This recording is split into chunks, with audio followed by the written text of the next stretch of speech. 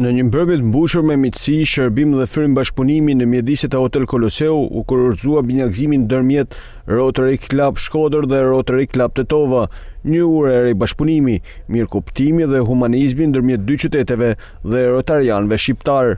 Jam i bindur se ky është vetëm fillimi i një rruge të bukur me aktivitete, projekte dhe iniciativa të përbashkëta në shërbim të njerëzve që kanë më shumë nevojë për ne. Sot, pas 10 vitesh, Rotary Club Tetova ka nderin të jetë klubi i parë rotarian shqipfolës në Republikën e Maqedonisë së Veriut, dhe ky fakt për ne nuk ka qenë vetëm simbolik. Ne dimë se pas ne çdo të vinë të tjerë, prandaj çdo hap duhet bërë me maturi, çdo projekt me seriozitet dhe çdo fjalë me përgjegjësi.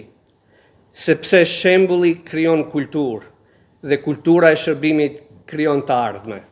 Është kënaqësi e veçantë, thash dhe herën e kaluar, por tani dua ta them edhe në sy të guvernatorit, që Rotary Klub Shkodra është rikthyer në rrugët e fillimeve të veta dhe të vllait ton Fatmir Liçi.